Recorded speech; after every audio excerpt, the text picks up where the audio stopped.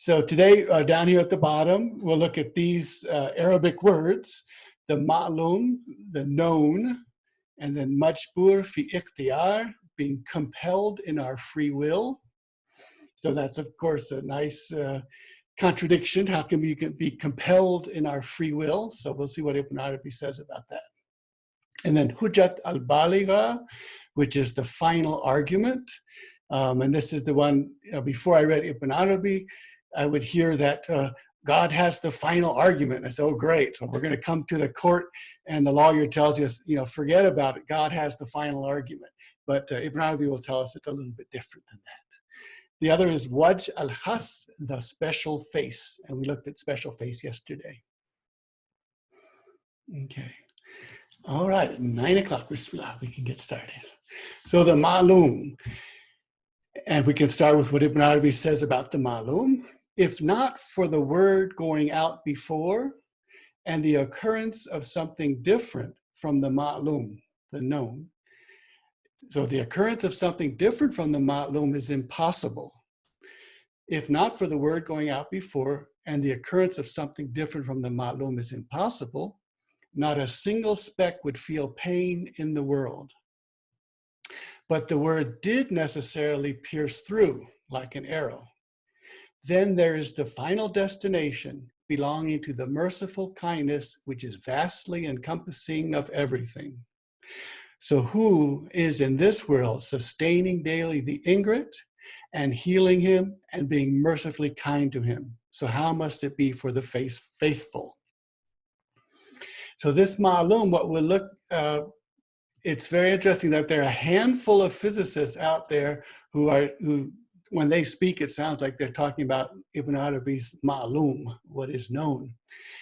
And the idea, well, for what Ibn Arabi says is every particle is part of the known.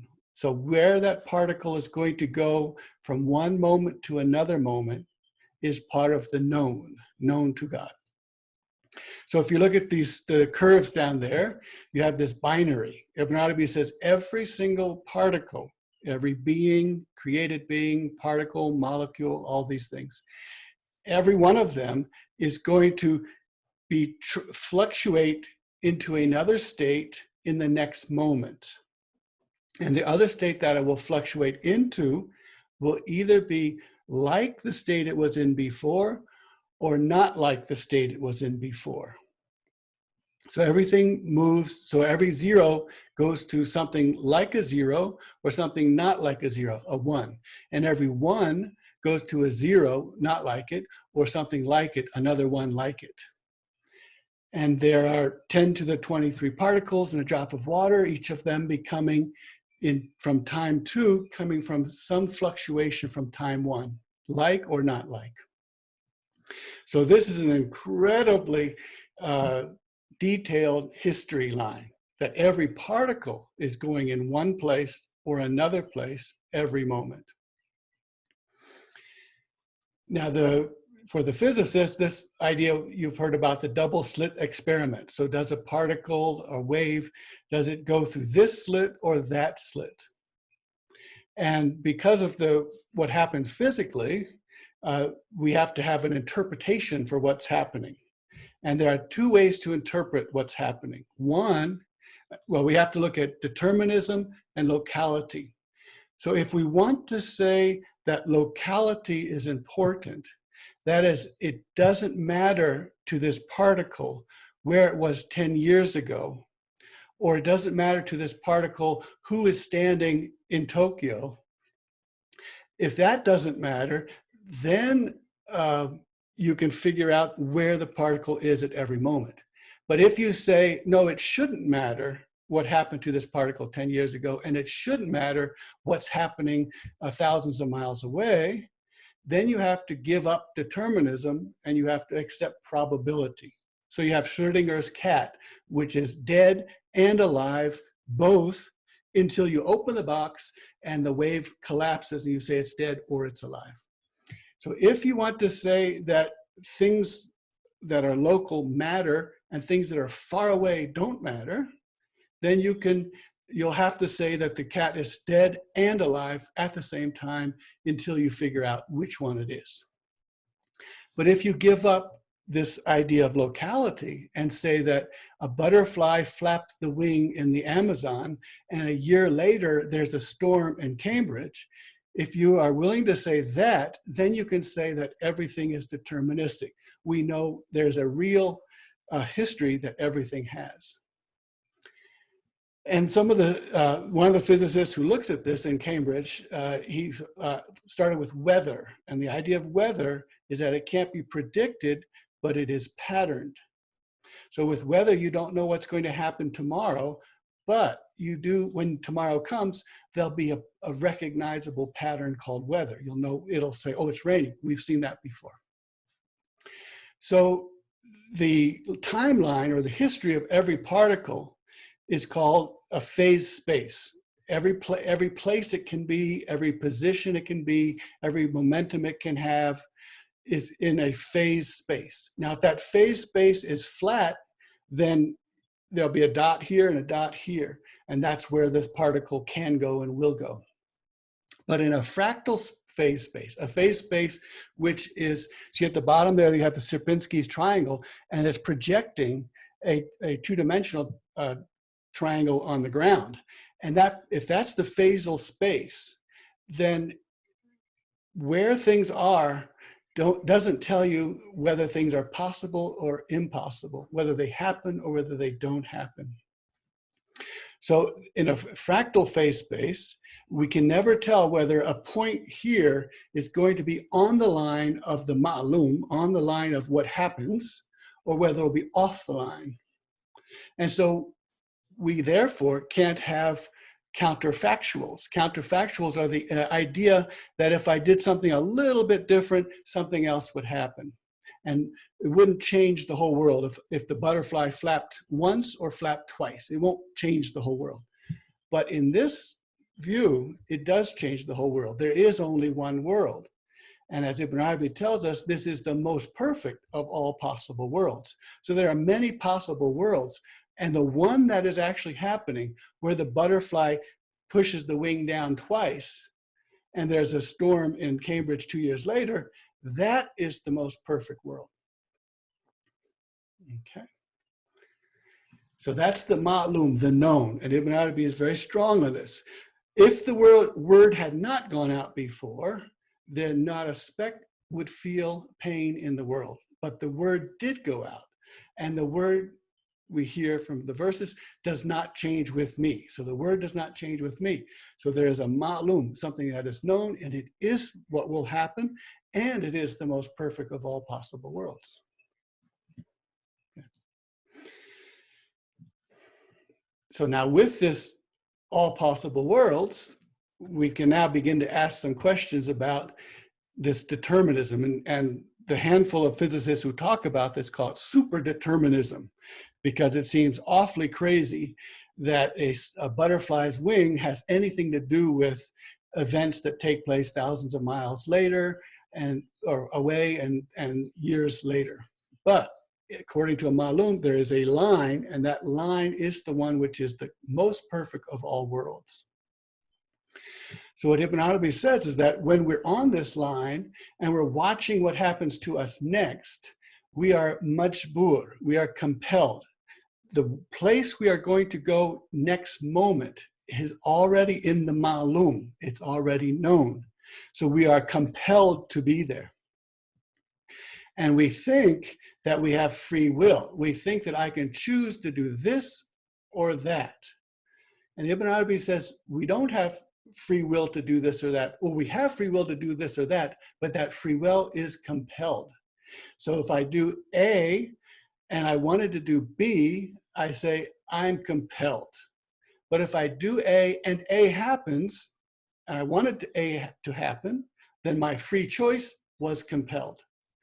And Ibn Arabi says, so that's how we spend in the material world. There are no options available to us. But on the other side, what's being built on the other side, that is where there's all the flexibility and change and mutability that we could ever desire. And so this is why the people who are in the maʿlūm and know they're in a maʿlūm, they know they're in this determined, compelled state, and they know that they are building something in the next world, in another world, in a dream world or in a barzakh world. They spend most of their energies constructing, building, modifying, and modulating the other world. So if I do something which is not good, which is offensive, which is hurtful and harmful, then when I wanted to do that, then I am compelled. If I didn't want to do that, then I was compelled to do something that I didn't want to do, or if I did something which I was compelled to do. In both situations, I want to build something in the other world which is beautiful. And so there, all of the many, many, many names of the divine, many of the dua, the prayers that we give, very familiar. Those are prayers to change what happened here, but change it on the other side. So there is a dua to efface, to whatever I did, it's growing on the other side. I want it to be effaced. And so that's afu. And so I ask that it be effaced. There's also the things that are done on this side, which I'm compelled to do, or which I wanted to do and was still therefore compelled. I want them to not be counted on the other side. So that is no hisab. There should be, make no accounting of that. And then the things that I want to be covered over and forgiven, that's called Ghafur and Ghafir and all these divine names, and Astaghfir. So these are names that I'm asking that what was offensive here be covered up over there. And this covering up over there, Ibn Arabi says, every Astaghfirullah creates an angel who then is spending the time from here to the last day and the day of judgment, covering up that offensive thing. So making the other side something beautiful. Ibn Arabi says, the things that were bad here can be reattributed. So I can say, or let's say I did something good and I want to make it really beautiful, then I reattribute it. I say, I didn't do it, God did this. And I thank God. And remember, we talked about the thanking God with his true, rightfully deserved thanks, means knowing that the blessing came from God. And so the blessing comes from God. And so if something is good, I thank God, and I have reattributed from being mine to being the divine. Then there is the switch of polarity that God says, I will change their evil deeds into beautiful ones. So the bad things can be changed their polarity in the other place, in this other side. Then erasing. God erases whatever he wishes and fortifies. With him is the mother of the book. So the mother of the book, we can see, is something different from the maʿlūm, the things that are known, and that things can be erased. And so the effects of things that take place in the material world can be erased on the other world. Okay. So this is all, keep with us. Okay, and here's that ḥujjat al-bālighah, the final argument. Okay, so here we have this situation, everything I do is compelled, or my free will is compelled. And so the question becomes, so why is this material world such a straitjacket? Why am I so compelled for everything? And the reason that I'm so compelled is that I have to go through this maʿlūm. I have to go through this line of what is, the line of reality. So we have the Lorentz attractors, which have their lines. You can see you can be on a track and you don't know where that track is going. And then we have this vinyl record, for those of you who remember vinyl records. This vinyl record has tracks, and you follow this track. So if someone says, here's the greatest song I've ever heard, I want you to hear it too, and they hand me a record, and I say, oh, that's a really nice song. No, I have to take the stylus and I have to go all the way along the song, and it has to play out. And so we talked about in Fate, we talked about playing out. And so Ibn Arabi is saying that this is the verse, and we shall try you until we know. So the record has a value and has a sound. If I take a piano and I put all the notes down, I can say that's all of Chopin's ballades all in once, because every note that is played in the ballade is played here. But there's, what happened to the silent parts, and what happened to the order and the arrangement and the sequence. So knowing things by sequence is something that takes place in sequence. You have to know something because you have to let the stylus go around the record to hear the whole record. And so Ibn Arabi says when the verse has we, that's not the royal we for God, it's the divine names, the plurality, the multiplicity of divine names. So, and we shall try you until we know what kind of person you are, means we will play this record all the way around and see the entire, excuse me, and see the entire maʿlūm, the entire history of you, to see what you are, to see who you are. And so the divine names don't just say, I know who you are and here's the response, or here's the bottom line. It says, no, we have to see the entire picture or play the entire record until we know who you are. So playing this entire record, we're going to bring this into the maʿlūm, and we're going to bring this into the divine perspective, because Ibn Arabi always, when he brings us to the divine perspective, suddenly, for me at least, I can now begin to understand the human perspective. So Ibn Arabi writes, this is why you are made with two eyes, in order to see with one eye your image, and the other eye to see what the mirror determines for your image.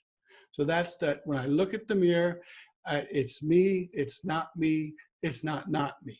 And the mirror has different shapes, and the mirror has different stains on it and bubbles and different things happening to it.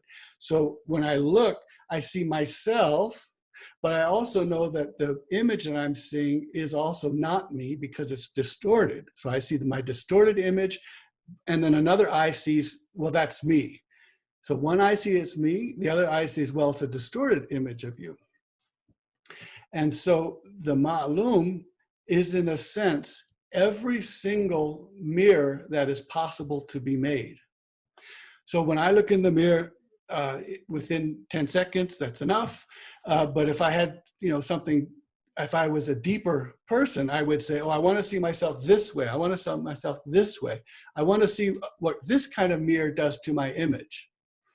And of course, back to this, we have that God says, I am a treasure which is necessarily concealed, but I love to be recognized. So I create the creation and I introduce myself to them and they recognize me. So Haqq looks in the mirror. The mirror is an angel, a horse, a mineral, a human. He looks into the mirror. You are the mirror and you are the image. So if one look were enough to show all that the divine is, then there would only be one look. If there were 10 looks or 50 looks would be enough, but they're not.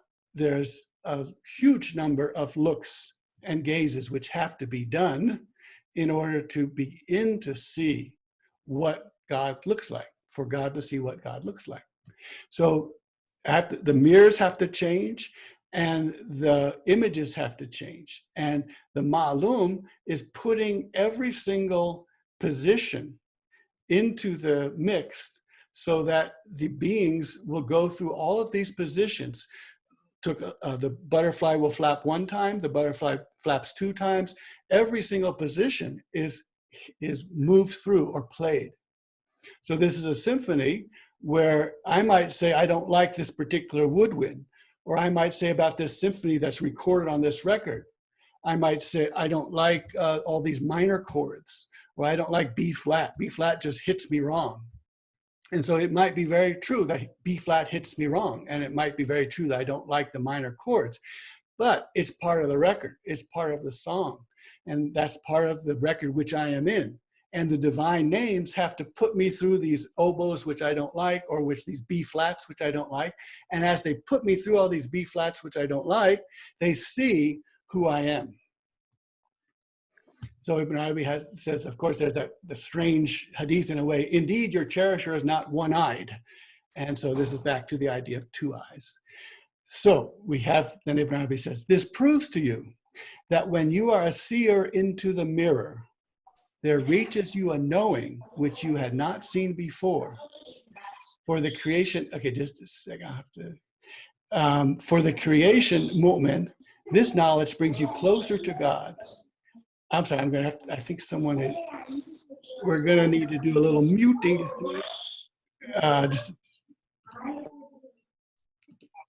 Okay. Sorry. Well, I thought I muted everyone. Okay, let's see if this one.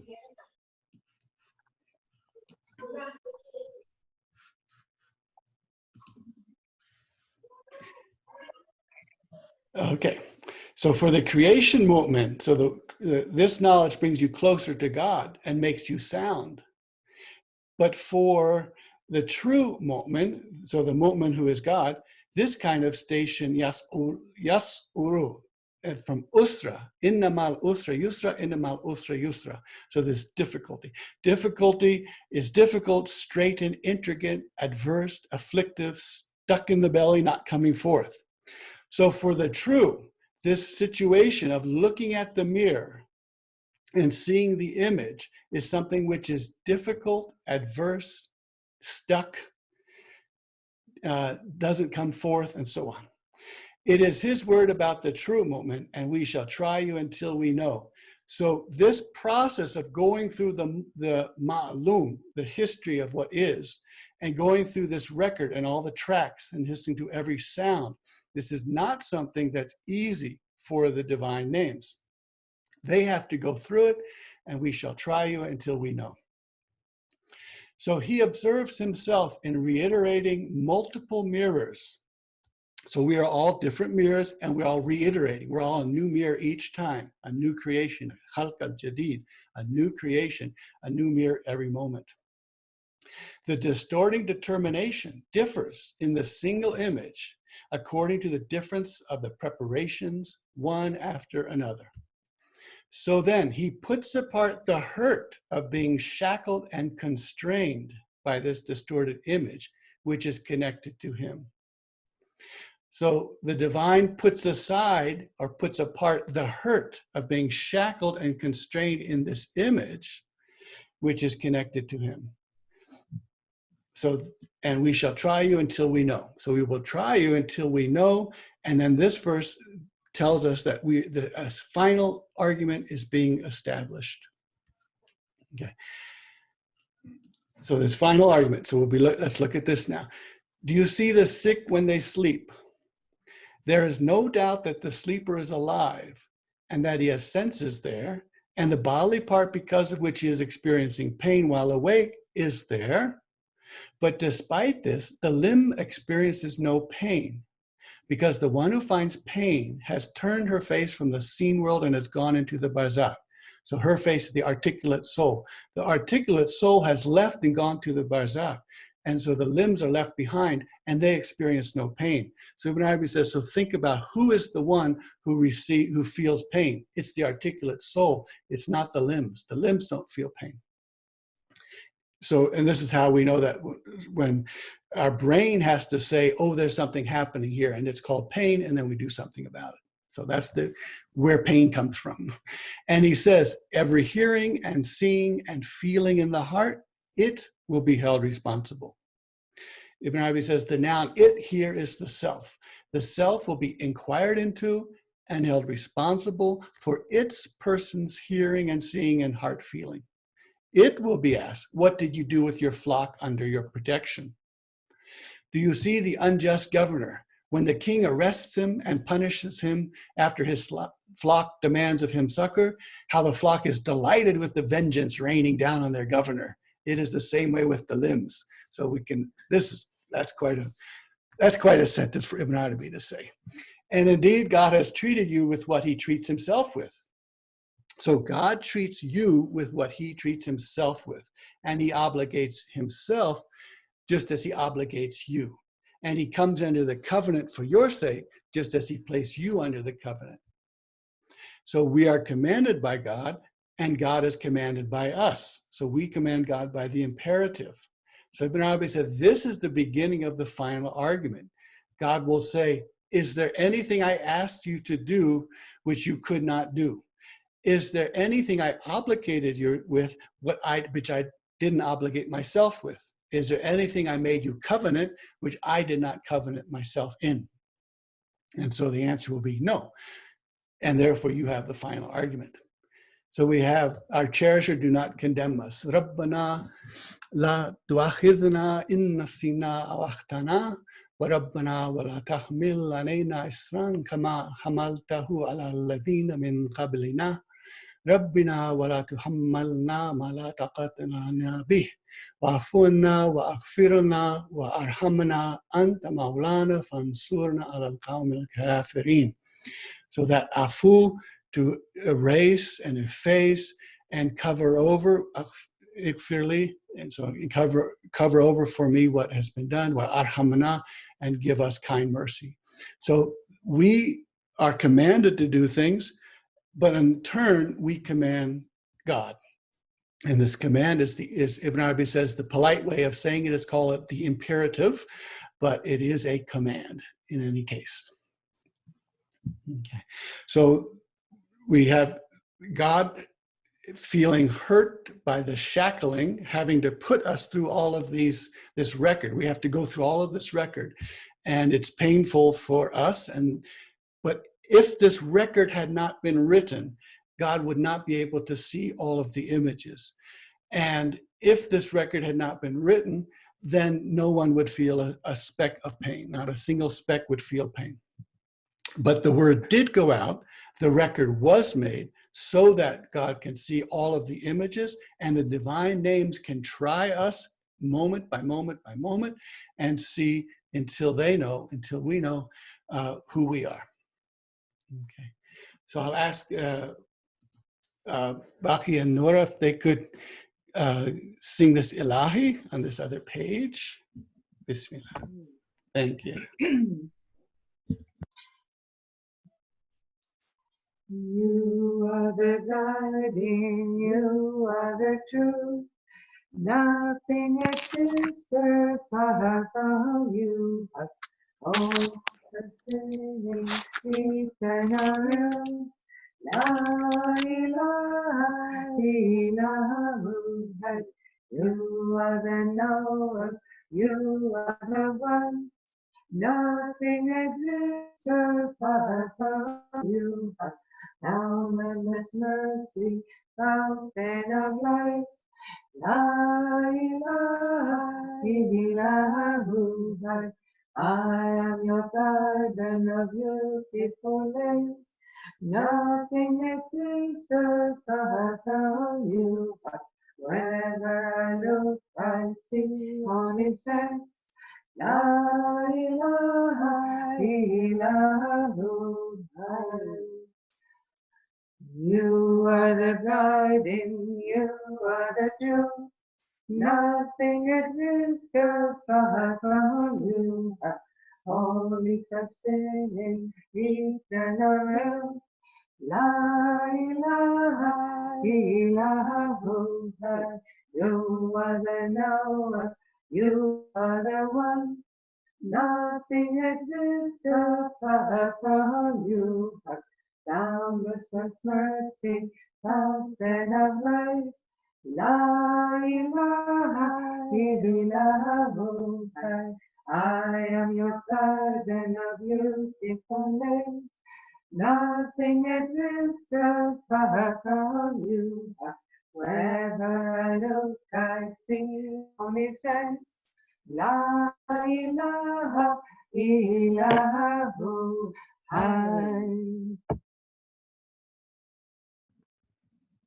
Thank you. So in song, that's just what Ibn Arabi said 1 page ago. So it's so beautiful. So the Garden of Beautiful Names.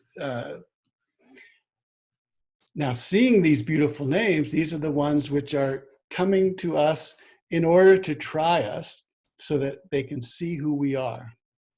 And this means see who we are from my perspective, it means to see what kind of person I am. But from the divine perspective, it's see what God is like, or what God is.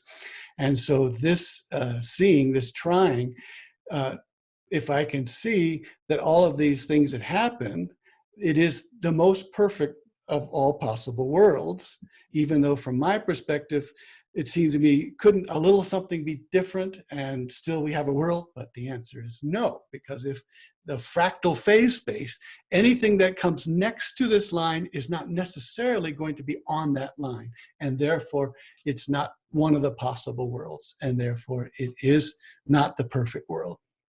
So with all these, what we think of as imperfections and problems and difficulties, and couldn't this be a little bit different?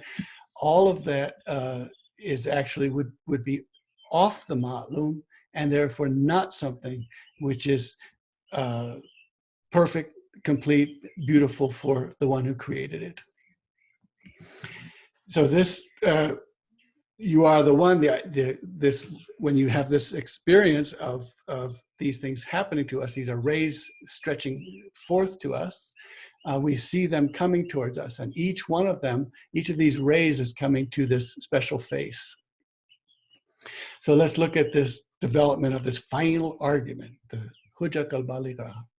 So freely choosing to return to God, the slave is thanked by him. He says, to him returns the matter, all of it. Then when you have learned this, return to him as someone freely choosing to do so. That's ikhtiyār. And do not return to him as someone compelled, majbūr. So even though we're compelled, we can want to have what happens next. And if it happens or doesn't happen, we still have our desire, intention for that to happen. So come as someone freely choosing to come to God. You see, there is inescapable your return to him, and it is inescapable that you will meet him, whether you abhor it or love it. In fact, he will meet you according to your adjective, not exceeding it. Therefore, look at yourself, my friend. He, sallallahu alaihi wasallam, said, whoever loves to meet God, God loves to meet him. And whoever abhors meeting God, God abhors meeting him. Now disclosed to me in kashf was a divine report gushed into my secret heart, into the special face. So this is the special face.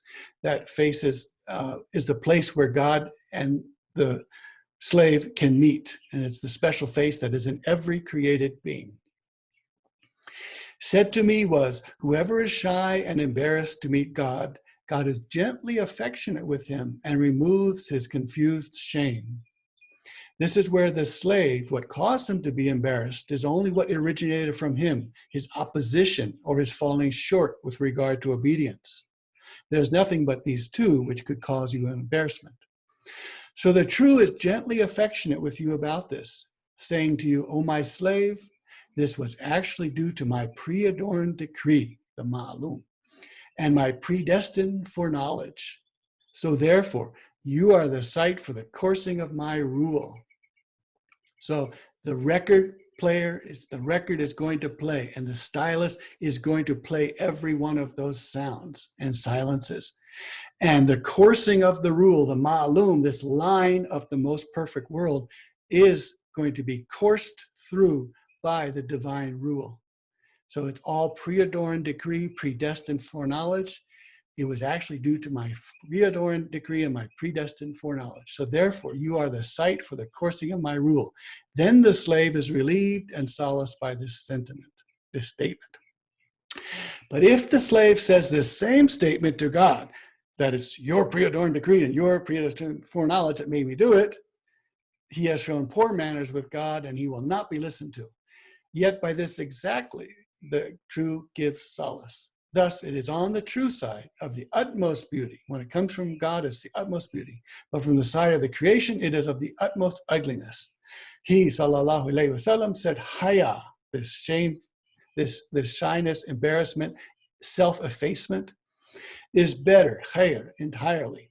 And haya brings only goodness, khair. Well, same word. One is the comparative and one is the absolute. And what good is more tremendous than this goodness, where the true sets up the final argument for the creature, being gently affectionate and solicitous to him, and being cheerful and open, and removing his confused shame and lifting fear off of him. So glory be to God, the subtle, the all-aware, the one who blesses, the one who gives excelling goodness.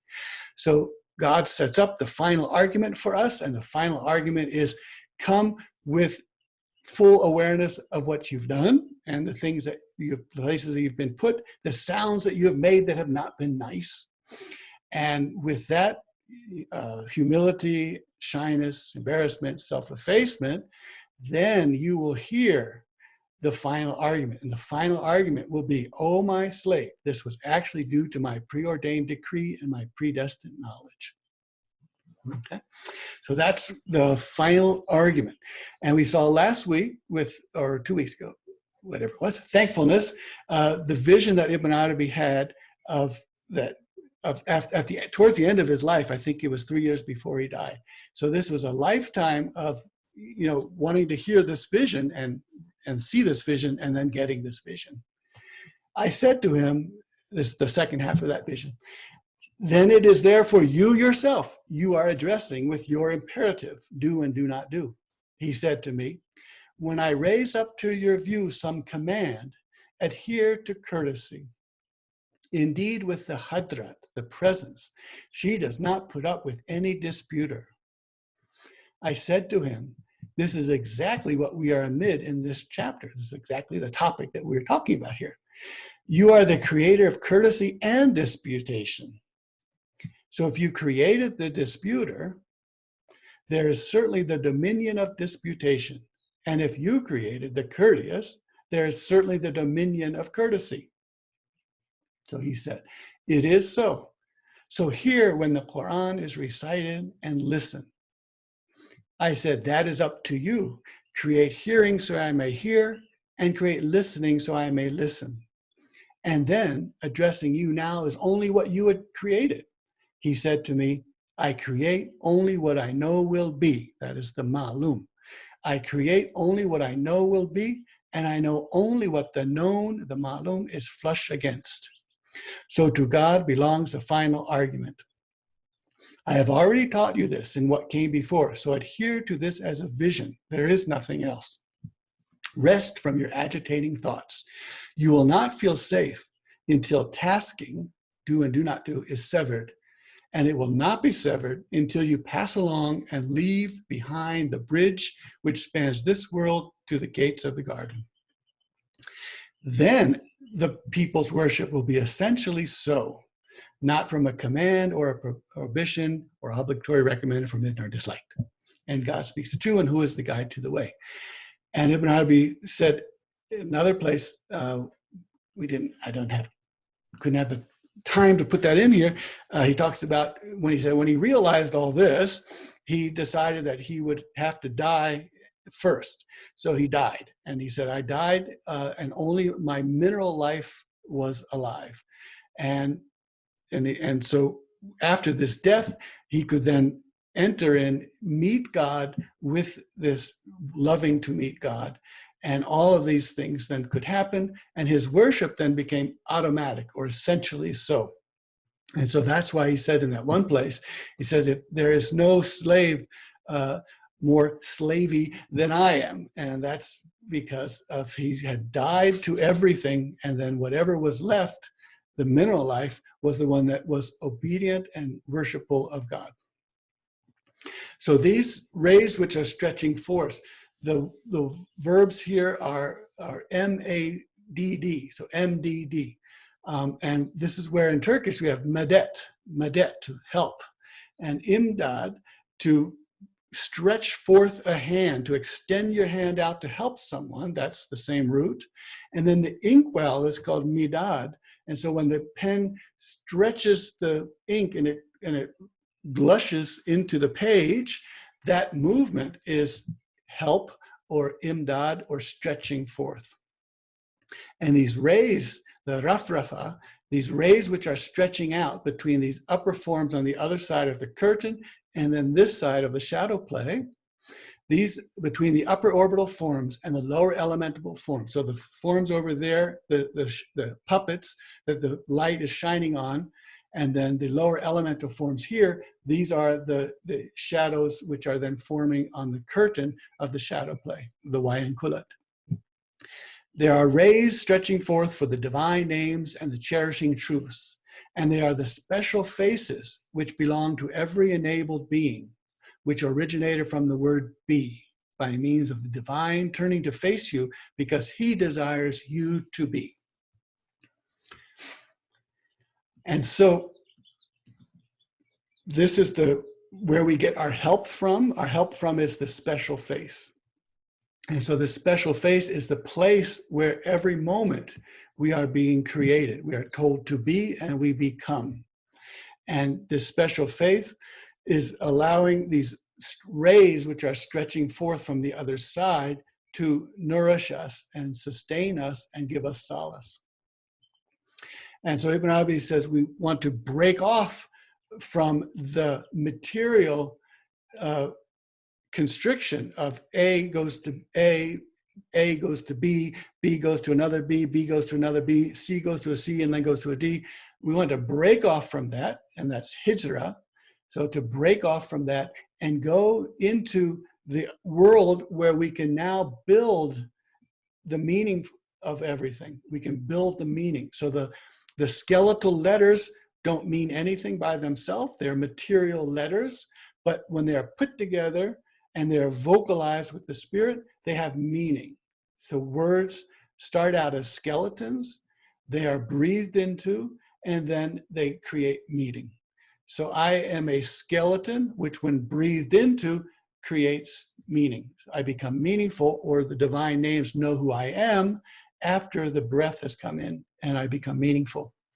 So from the Quran, whoever breaks off and separates into a way of God, the Sabil Allah, the Sabil, that way we talked about, feeding the poor, the langar, all of that. Whoever breaks off and separates into a way of God will find in the earth an oasis, abundant and vast.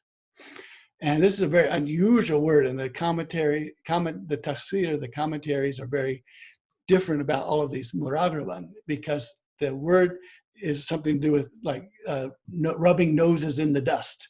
So in a sense, when you break off, you find an oasis that the people who are looking to harm you can't find you anymore. So in a sense, you rub their noses in the dust.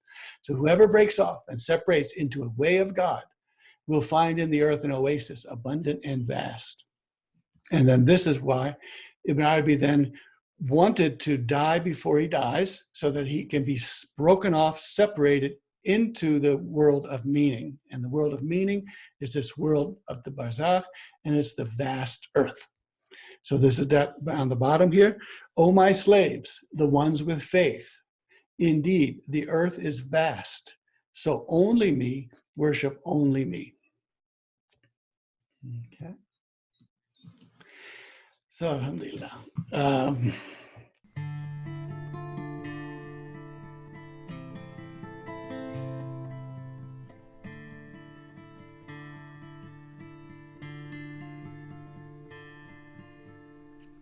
Bahri cünde kadreyum, bahrolde hayran bana. Ferşi cünde zereyum, arşolde seyran bana. Dost göründü cünayam, kalmadı bir şey.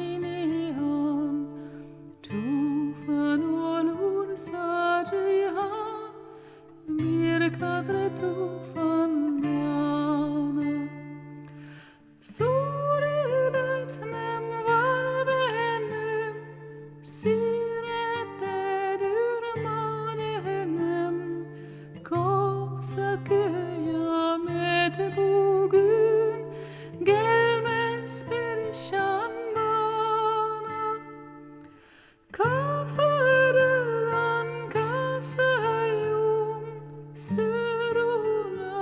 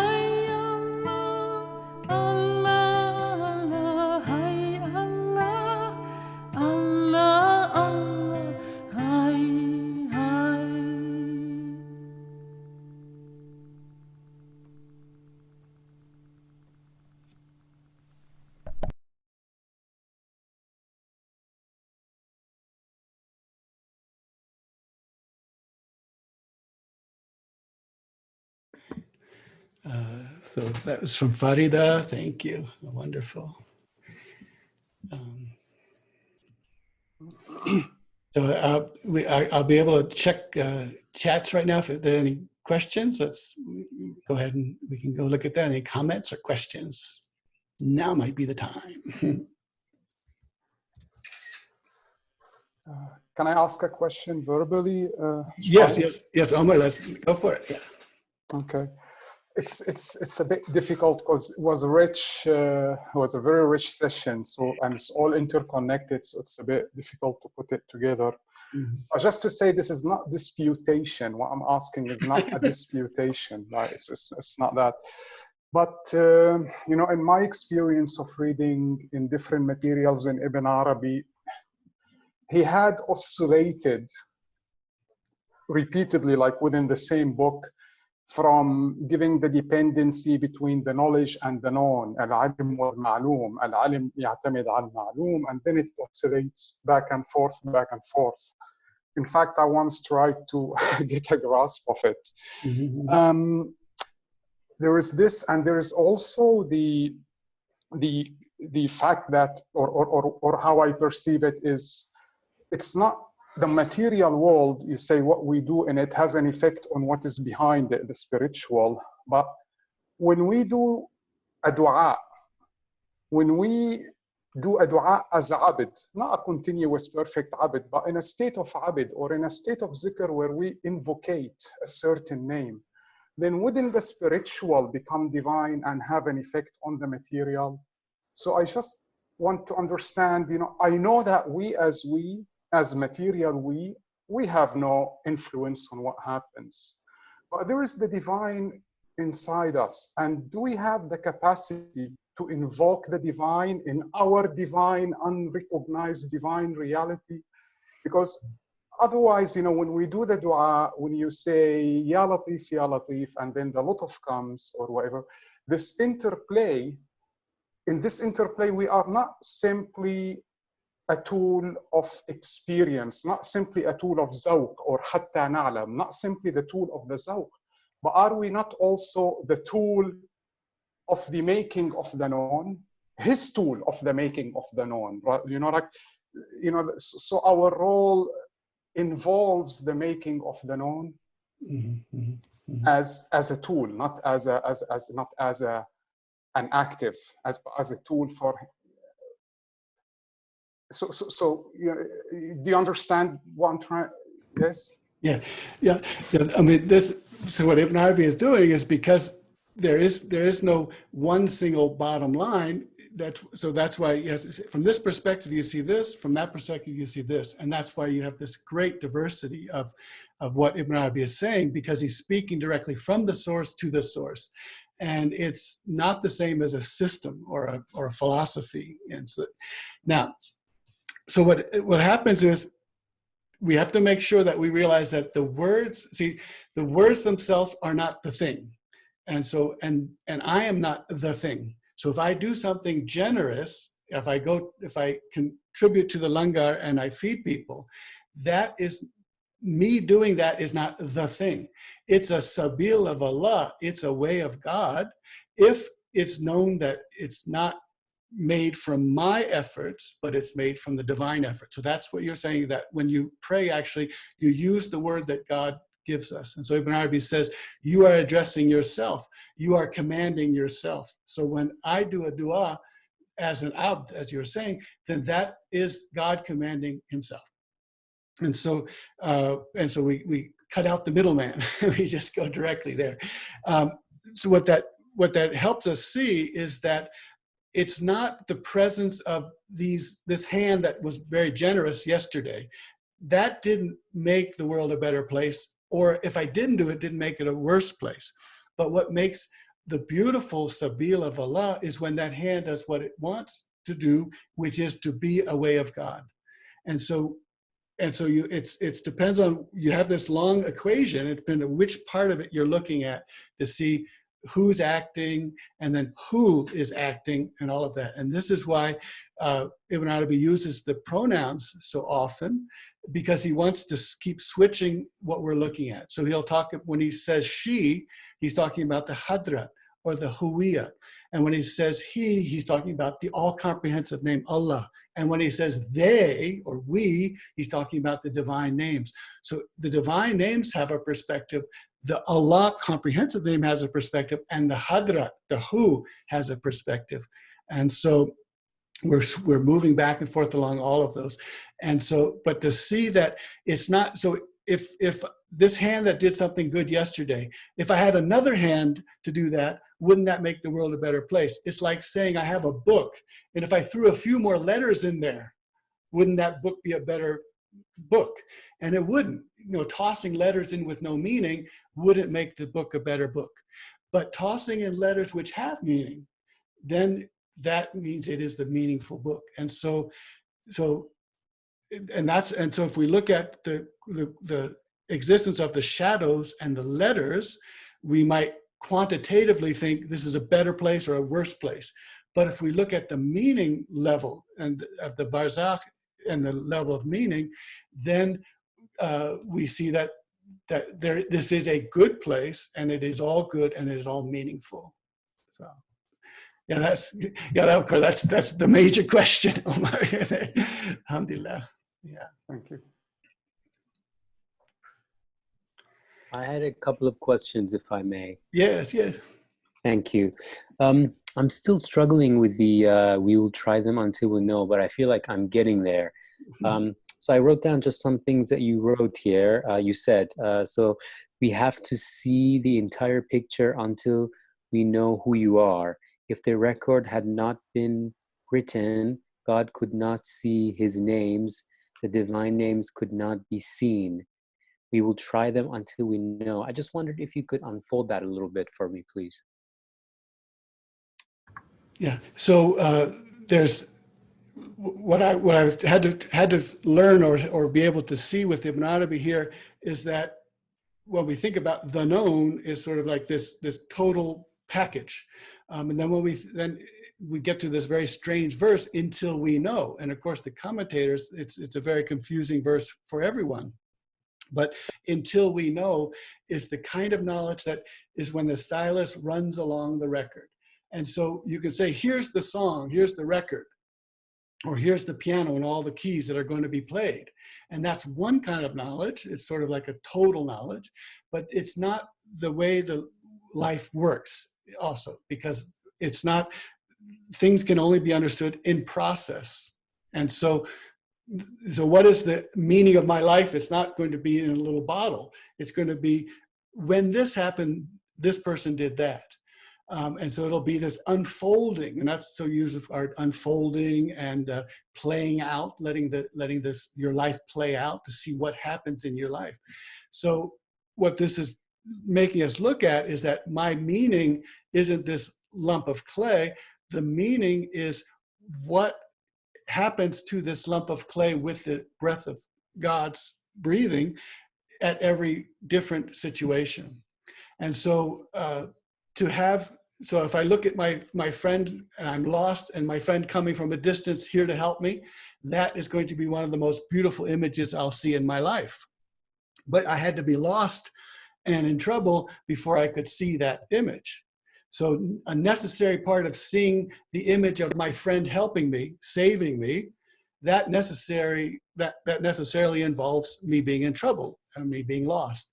And so if I want to look at, if I want to see what does my friend's face look like in different situations, there has to be different situations. Some of them lots of B flats, some of them lots of A flats, some of the things I like, some of the things I don't like. And so this is a way for Ibn Arabi to help to see our life as something that's being played through. So the divine names will try us and keep throwing things at us to see how we react and see who we are. So until we know, what does that mean? Until we know, like to know what? Until we know who you are, and who you are is going to be the full picture, which is not known to us in this life. It'll be known, the meaningful life that we have created. That will be who we are.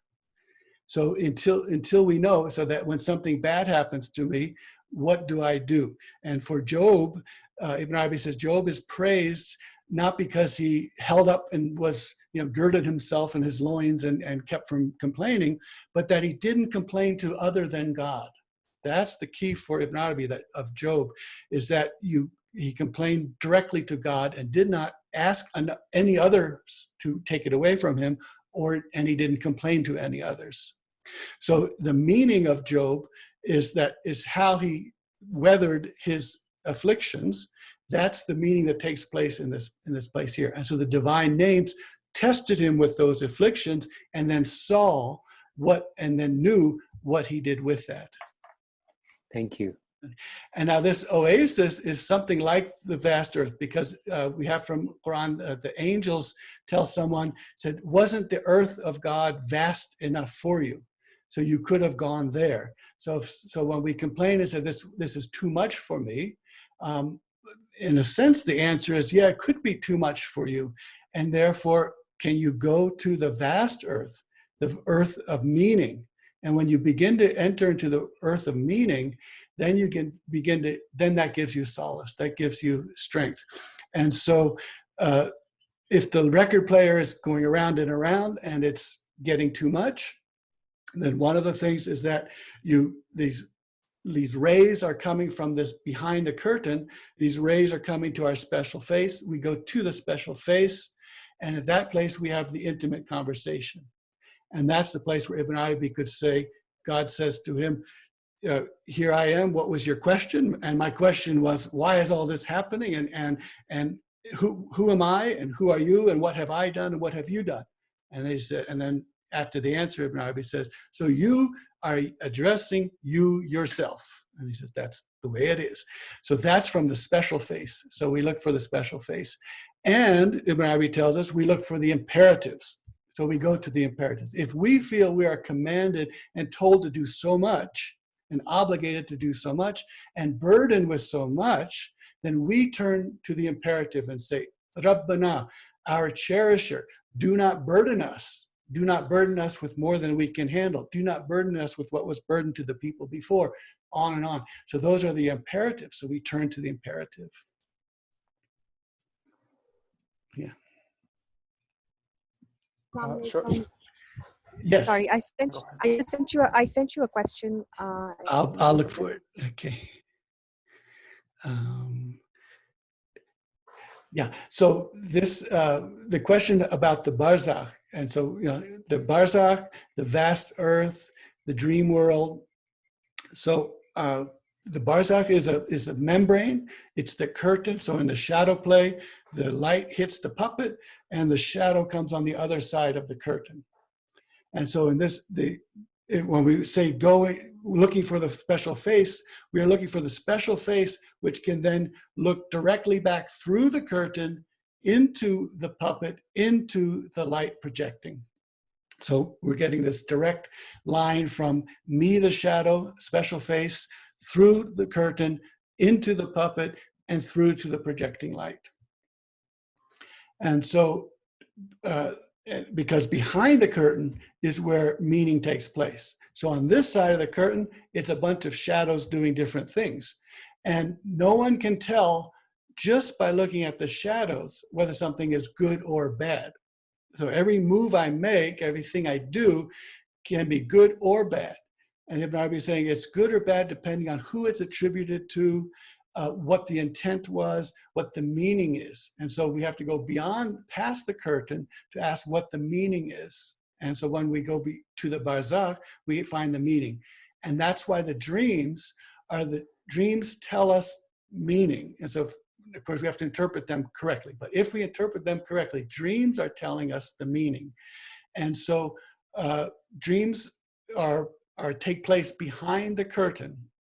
So our body is on this side of the curtain as a shadow, and the articulate soul, she has gone to this other place. And so the limbs are sitting here, no more pain in the limbs. It's not difficult to be a limb in a material world because you don't feel any pain. The feeler of pain, she has just left to the other world. And so when she goes to the dream world, she sees the world of meaning. And so Ibn Arabi is helping us see that meaning is what gives us help. Madad. Madet and madad and imdad and all of these words. The ink pot gives us the ink through the special face. And so by having our articulate soul be able to move back and forth to the different worlds, this is where we begin to find solace and comfort when the record gets to be too much. So. Well, if there's space, I just have another question, short one. Thank you, Sam, because that reminded me, speaking about Hatta Na'lam, which is the names Hatta Na'lam. So really the plurality, knowing what the totality knows, knowing it in plurality rather than, it's almost like saying the music, knowing what the record knows. But at the same time, the record knows what it knows because the music knows what it knows. So yes, the plurality depends on the totality, but the totality depends on the plurality. And is that right? It's circular. There isn't a starting point, right? Well, that's a beautiful way to see it. So when you're writing on the stylus, you're seeing the music unfolding, and we know that even in vinyl records, that sounds from before and after on the track are still impinging on the present moment. So we looked at that circle that the Prophet ﷺ is talking about. The circle begins with him, ends with him, begins with Nur Muhammad, ends with him. So in the circle, the notch is now, everything this way is the future, everything this way is the past. But that now is the one that it follows along the circle as the now. And so the circle contains everything known, all the nows, the al-an. Ibn Arabi talks about the nows. So it contains all the nows, but it also watches all the nows as they're coming. And so because this is the most perfect world, this circle is the most perfect world, and settled on the throne of this circle, of even the material circle, the cosmos circle, is ar-Rahman. So ar-Rahman settled on the cosmic circle. So the material, you may have to wait a few beats, you have to wait a few measures and bars until you find something that is mercifully kind. But the merciful kindness is in all of those things, and that's why our Muslim grandparents will tell you that there's always something good folded inside. So when anything bad happens, it's folded inside. And in English, we call the silver lining of the cloud. So folded inside. So every note contains within itself all of the kindnesses that are necessary, and how they play out and when we hear them, that's the question. So if we can hold off on complaining about the sound until we hear its beauty. So you have a note that goes bum, bum, and if it's just resolved a dissonant sound like la, la, la, bum, then that suddenly we go back and we understand that previous melody means this thing. And so that's how we're going back and forth, back and forth. So I can go back to something very far in my past, and it can be changed. Its meaning can be changed. I can hear the melody one more time, but I know from its resolution of that dissonance that this will be a beautiful thing. And then I realize that resolution is beautiful because the dissonance was so unbeautiful. And so to be able to see, so the distance was a mercy, and the resolution was a mercy, but where I am in that, and which vantage position I'm in, and that's the knowledge, ilm. So Ibn Arabi keeps saying the best vantage point is knowledge, because knowledge is the one that allows me to go back, hear the dissonance again and the resolution again, and now understand it completely differently. And that's knowledge that gives me this. Whereas I only have hal, if I only have emotional states, then I'm just, wherever the winds are blowing me, that's where I am. So he says that the great ones, the mystics, they flee the emotional trances, the hal, the ahwal, because the ahwal just push them wherever they go. They want to have the maqam, the station, and the knowledge. And maqam and then music is the notes that are going to be played, but it doesn't tell you what order they're going to be played in. So maqam is the scale. And so there is a scale. And if I know there's a scale, then I can sit on the scale and say, when I hear the A, I know the B is coming next, or the B flat is coming next. And I feel like I can see the pattern. And so to know the maqam, to have knowledge, allows me to handle all of the dissonance before its resolution. But if I don't know what the scale is, I have no idea what pattern is happening, I don't know what the music is going to throw at me next, then I'm in a different situation.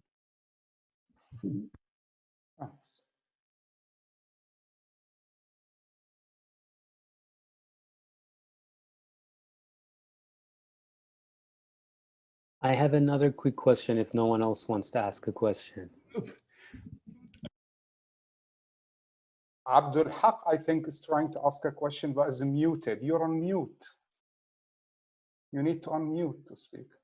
Sam, let's just wait a minute. Abdul Haq, if there Okay, is, hi. he's on. All right.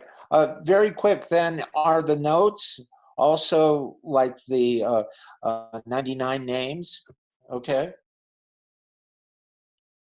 Yeah, in a sense, we cycle through notes, we cycle through names. Ibn Arabi says that everything that's happening to us is the name flush against us.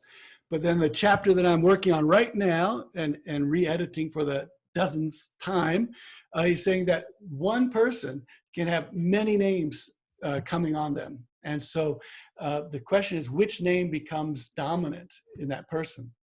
And so these we are flooded with notes and names, and the question is, which one will be the one that everything turns around?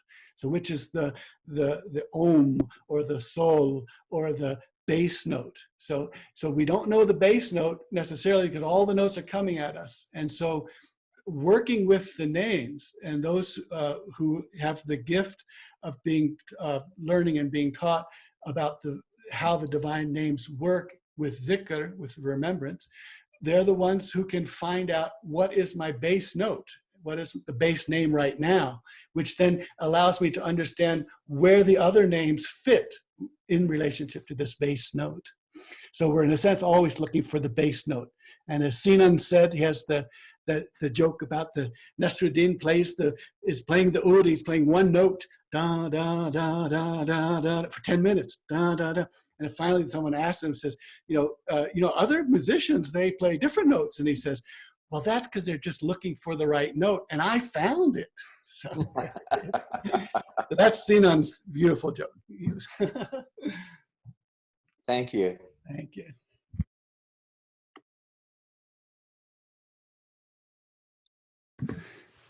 And there's Habiba. Okay. Can I ask my quick question? If Oh, yes, Sam. Back to you, Sam. Yes. Thank you. No, I just wanted to say, just wanted to ask about the verse, or the statement, the earth is vast, only me worship me. I wondered if you could just expound on that a bit more, if possible. Thank you. Mm-hmm. Yeah, the vast earth. So to go to the vast earth is to go into a state of automatic or essential worship. And so to see that this body, and as it stretches all the way to the ends of the vast earth, this body is the earth, the terrain upon which, or flush against, the worship of God takes place. And so this is why the verse in the Quran has fa'iyya, so fa'iyya, so only me, abuduni, so therefore worship me, only me. And so that is back to Ibn Arabi's vision. So it's you yourself, we're addressing you. And then back to the Ilahi, only you, the oneness. So this divine oneness is to, when we can see that in this vast earth, then we are seeing, God sees only God, and only God can see God, and the vast earth is the place where that happens then. So alhamdulillah. Thank you. Okay, so thanks everyone. It's so good to see you. We may have a change in the password next week. So keep an eye on, Mustafa sends out an email and I'll send out an email too, inshallah. And we may change the password. So I'm not sure, but if we do, email either Mustafa's email or my email. So good to see everyone here from all over the world. MashaAllah. Beautiful. Thank you. I have a quick question. How soon Yes. the recording of this lecture will be, posted on Fatuhat?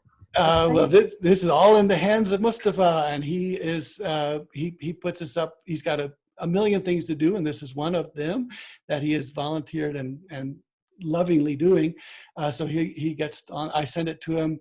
It takes about an hour for my computer to download the entire video. So that takes a while. Then I send it to him, and then he has to be able to work with it until he can get into the right shape. So Many, many thanks. Thank you. Alhamdulillah. So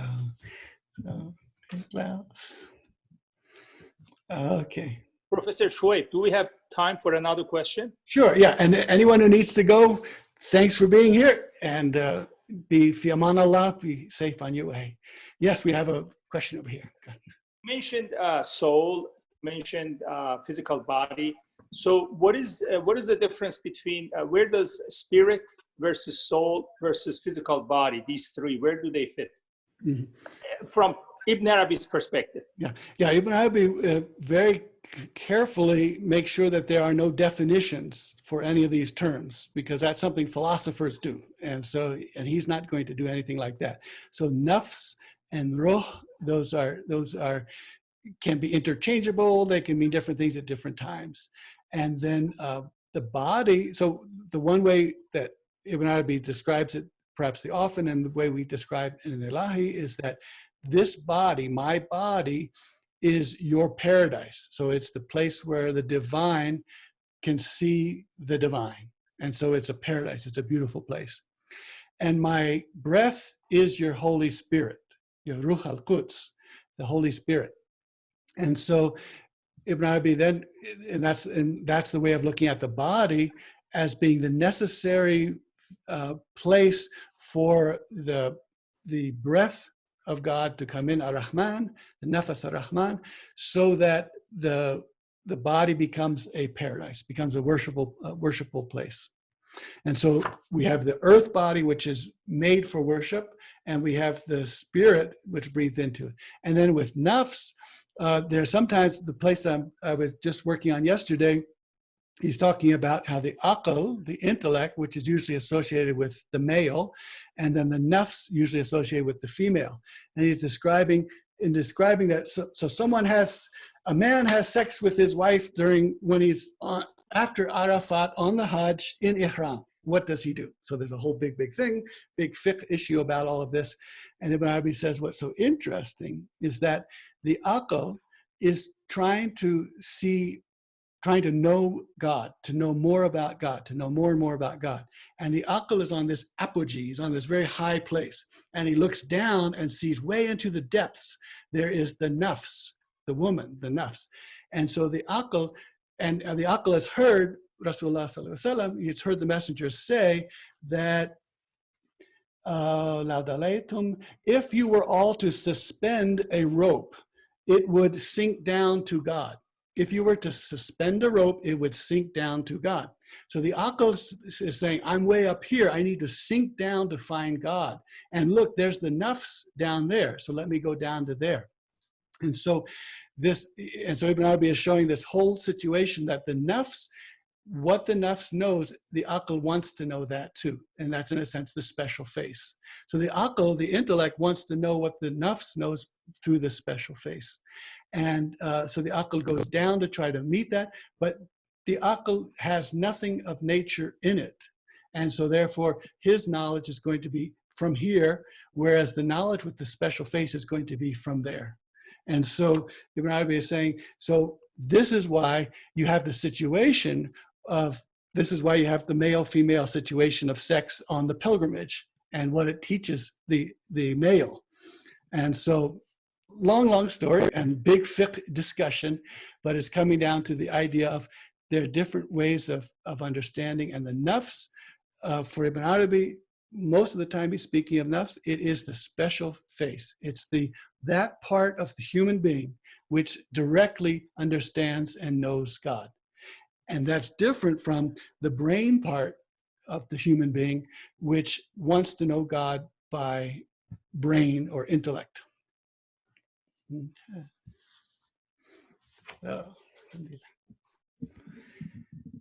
Okay. So good to be with everyone. Thank you so much. And thank you again. Okay. Assalamu alaikum. Thank you.